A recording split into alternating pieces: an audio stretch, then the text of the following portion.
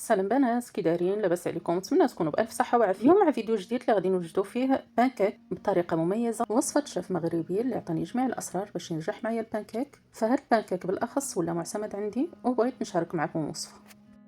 فكيجي خفيف وبنين وسهل في التحضير، فقط تبعوا جميع المراحل غادي ينجح معكم من اول مره تجربوا فيها البانكيك.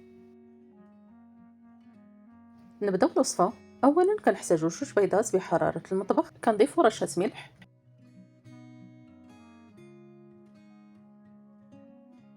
2 معالق من السكر سنيده بني. الا ما متوفرش عندكم يمكن لكم تستعملوا السنيده البيضاء. 2 معالق كبار من الزيت النباتيه.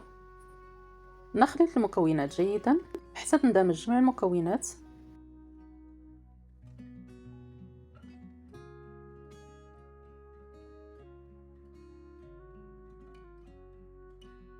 فاول سر بالنسبه للبانكيك فهو بيرلي طبيعي، فكنضيفوا 2 كؤوس من بيرلي طبيعي، فكيعطي واحد الخفه والرطوبيه للبانكيك. كنضيفوا 2 كؤوس. والسر الثاني اللي خديته من عند الشيف المغربي فهو الماء. هاد البانكيك ما كنستعملوش فيه الحليب نهائيا، فقط الماء. الماء كناخدو 2 كؤوس ديال بيرلي هما اللي كنعبرو بهم 2 كؤوس ديال الماء بارد. نفرغ الماء على البانكيك ونخلط جيدا جميع المكونات. اخر مكونين اللي بقاو لينا فهما الطحين وخميره الحلويات. بالنسبه للطحين فكنستعملو كاس بيرلي اللي استعملنا من قبل هو اللي كنعبرو به الطحين. فكل كاس بيرلي كنحتاجو به 2 كؤوس ونصف من الطحين، يعني في المجموع كنحتاجو 5 ديال الكؤوس ديال الطحين.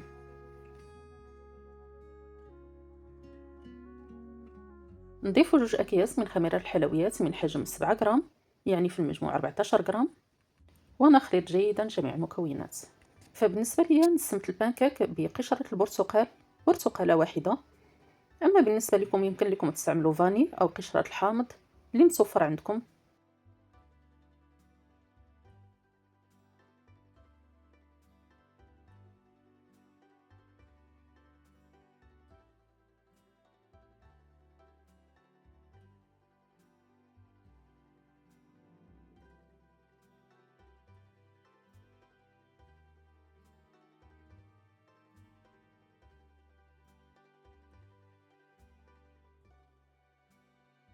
فمن بعد ما نخلطوا جميع المكونات مع إضافة قشرة برتقالة مباشرة كندوزو لمرحلة الطهي.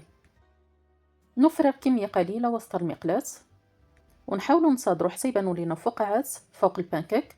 من بعد نقلبوهم على الجهة الأخرى حتى تاخذ لينا لون ذهبي من الجهتين، وننزلوهم في طبق تقديم. فما كياخذوش لينا الوقت بزاف.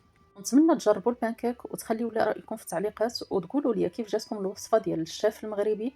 حاولت نشارك معكم البانكيك المعتمد عندي، ونشارك معكم كذلك جميع الاسرار باش ينجح معكم. فقط خليوا لي رايكم في التعليقات ونتمنى تجربوه.